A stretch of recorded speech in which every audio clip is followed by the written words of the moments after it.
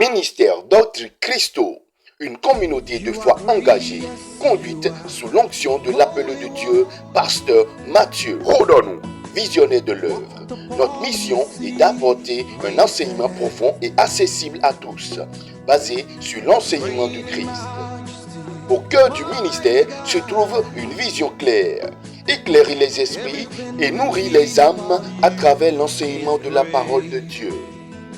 Le ministère propose une variété de programmes éducatifs, notamment des études bibliques, des programmes de croissance spirituelle. Que vous soyez frère ou sœur de la communauté d'Autre Christo, ou simplement en quête de nos communautés chrétiennes, nous vous invitons chaleureusement à participer à nos différentes réunions. C'est l'occasion idéale de se rassembler dans la prière, le partage et l'adoration. Retrouvez nos communautés au Bénin, au Cameroun, en France et bien plus encore. Nos programmes ont lieu tous les lundis, au temps de prière, tous les mercredis, un enseignement biblique via le centre de formation biblique d'Autre Christo.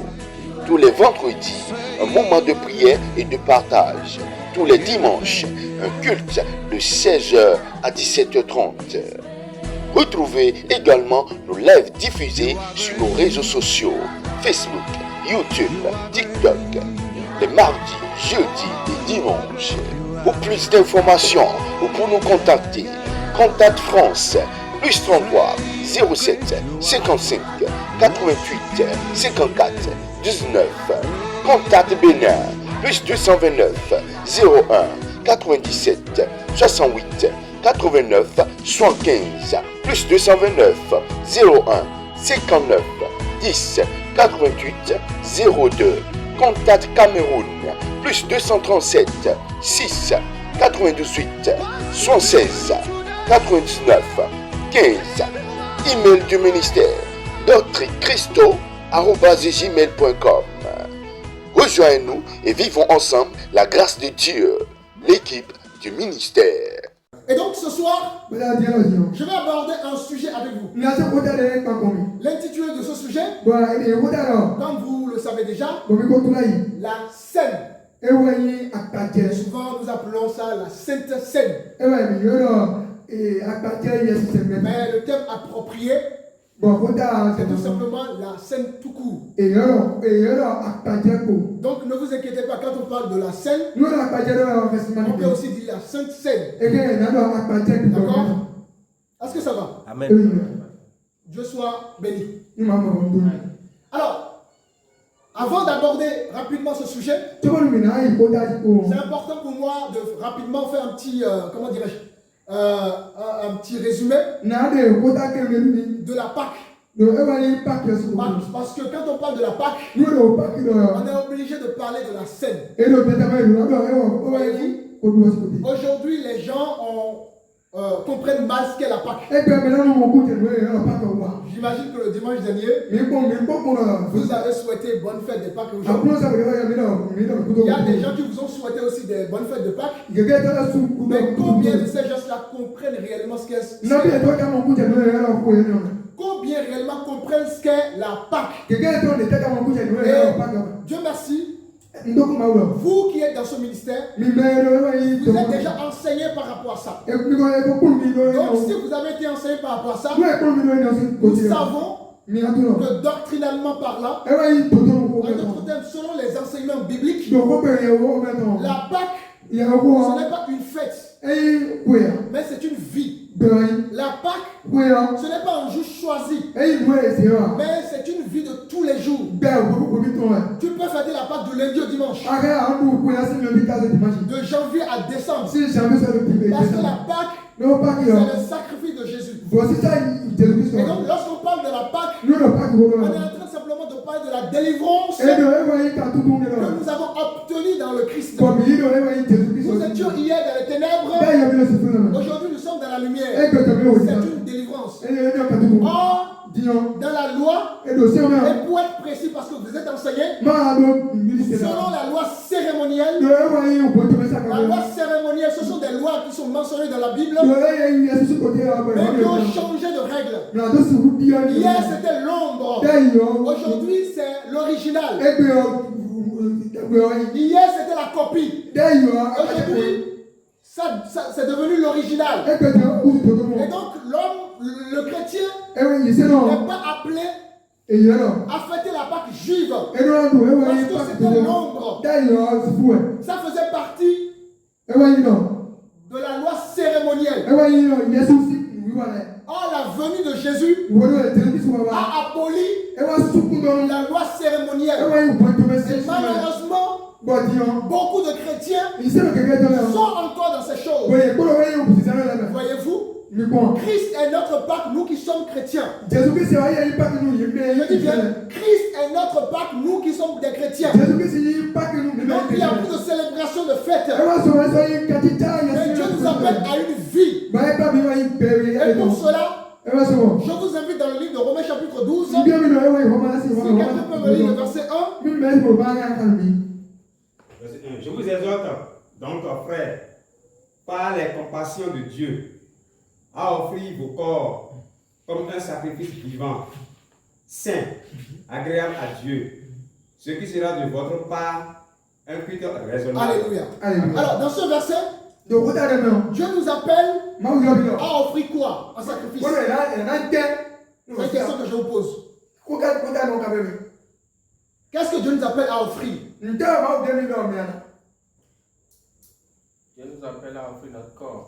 Donc, l'autre corps.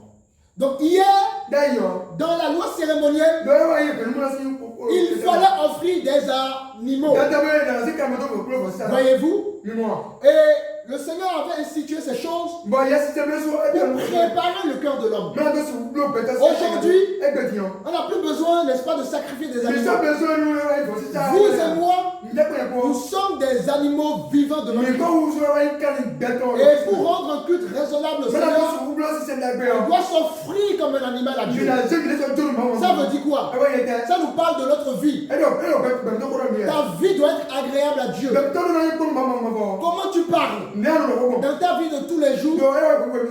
C'est ça être un sacrifice. Comment tu es agréable à Dieu? C'est ça un sacrifice. Si tu es chrétien et tu vis encore dans le mensonge, tu n'es pas un sacrifice. Si tu veux être un sacrifice, tu dois abandonner le mensonge. C'est ça être un sacrifice. Il faut comprendre ces choses. L'animal n'est plus nécessaire dans la nouvelle alliance. Au temps de nos ancêtres, c'était la loi. Mais la loi a changé. Et dorénavant, nous sommes dans une nouvelle alliance. Amen. Est-ce que ça va? C'est important de comprendre ces choses. Donc, lorsque tu t'offres à Dieu, au travers de ton comportement, au travers de tes attitudes, comment tu parles à ton mari à la maison? Comment tu parles à ta femme à la maison? C'est ça être un sacrifice. Es-tu un homme qui frappe ta femme? Si tu frappes ta femme, tu ne peux pas être agréable à Dieu. Es-tu une femme qui crie sur ton mari? Si tu fais ça, tu ne peux pas être agréable à Dieu. Es-tu un enfant qui désobéit à tes parents? Si tu fais ça, tu ne peux pas être un sacrifice. Donc c'est le comportement que Dieu veut. Ce sont nos pensées que Dieu veut. Ce sont nos attitudes que Dieu veut. Ce sont nos réactions que Dieu veut. Voilà ce qu'est être un sacrifice. C'est fini les animaux. C'est l'ombre des choses à venir. Et pour cela, je vous invite dans le livre d'Hébreux, Hébreux 10, verset 1. Hébreux 10, verset 1er. En effet, la loi qui possède une ombre des biens à venir et non les actes représentation des choses. Alléluia. Amen. La loi, c'est-à-dire l'ancienne alliance, au temps de nos ancêtres. Si vous voulez, au temps de nos pères dans la foi. Je parle d'Abraham. Je parle de Noé. Je parle d'Isaac. Je parle de Jacob. Je parle de David. À leur temps, à eux, c'était une autre alliance. L'ombre des choses à venir. Ce n'était pas exact. il fallait que Dieu mette en place une copie. Et quand l'original arrive, est-ce qu'on a encore besoin de la copie? Est-ce qu'on a encore besoin de la copie? Voilà. Donc la loi, en particulier la loi cérémonielle, parce que la loi est répartie en plusieurs catégories. Il y a ce qu'on appelle la loi des 10 commandements. Ça n'a pas changé. Et il y a ensuite la loi cérémonielle. C'est tout ce qui est autour des cérémonies. Notamment les vêtements. Pour prendre un exemple, les vêtements des prêtres. Par exemple, c'était ce que Aaron portait au temps de la loi. Mais c'est fini ça. On n'a plus besoin de ces vêtements. Voyez-vous? Quand hier on disait qu'il ne fallait pas manger le porc, mais c'est fini tout ça. Ton frère, tu peux manger le porc. Sauf si tu es malade. Sauf si tu manges ça, tu tombes malade. C'est différent. Mais si vous prétendez que bon, c'est interdit dans la Bible, je ne dois pas manger ça, là tu es encore dans la copie. La copie a changé. Christ est l'original. Donc ça c'est la loi cérémonielle. La dîme, ça fait partie de la loi cérémonielle. C'est fini tout ça. Apporte 10%. Apporte 20%. Apporte 30%. Sinon tu ne seras pas béni. C'est fini tout ça. Maintenant, en Christ, vous devez donner avec libéralité.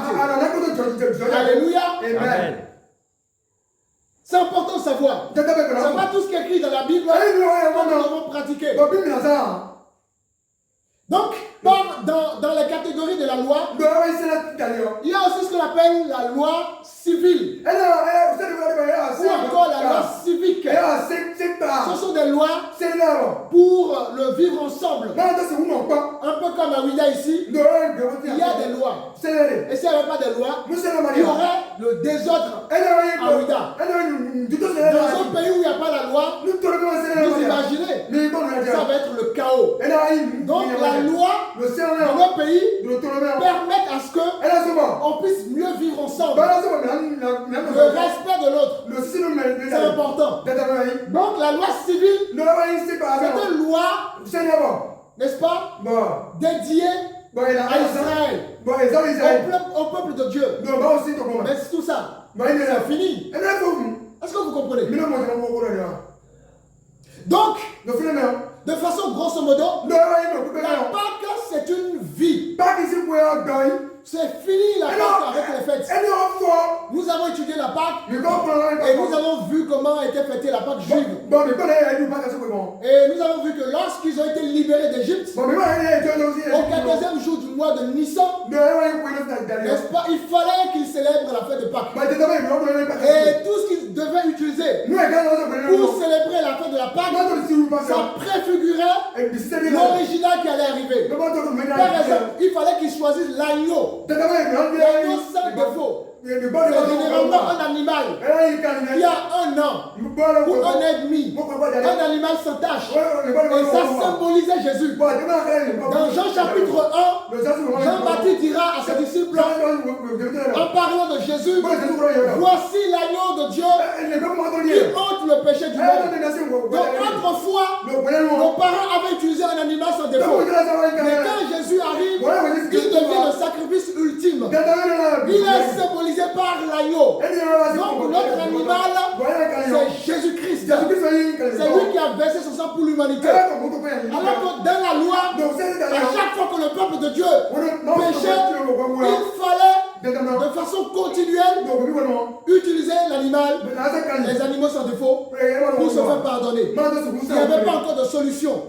Donc il fallait continuellement qu'il sacrifie des animaux. Aujourd'hui, vous qui êtes en Christ, par le sang de Jésus, n'est-ce pas? Le sang de Jésus a été versé une fois pour toutes. Plus besoin des animaux, plus besoin des interdictions, plus besoin du voile, parce que lorsque Jésus a été cru, le voile a déchiré dans le temple. Et chacun a accès au sanctuaire de Dieu. Alléluia. Amen. Donc de façon grosso modo, voilà la Pâque. Lundi, tu peux dire bonne fête à ton frère. C'est une bonne chose. Mardi, tu peux dire bonne fête à ton frère.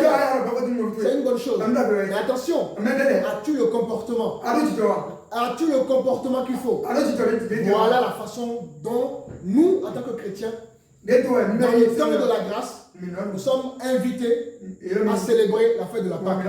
Donc je ne veux plus voir les choses prévues comme ça dimanche, je ne sais pas, où vous voulez célébrer la fête de Pâques, alors que vos vies sont complètement opposées à ce que Dieu vous demande. Est-ce que ça va?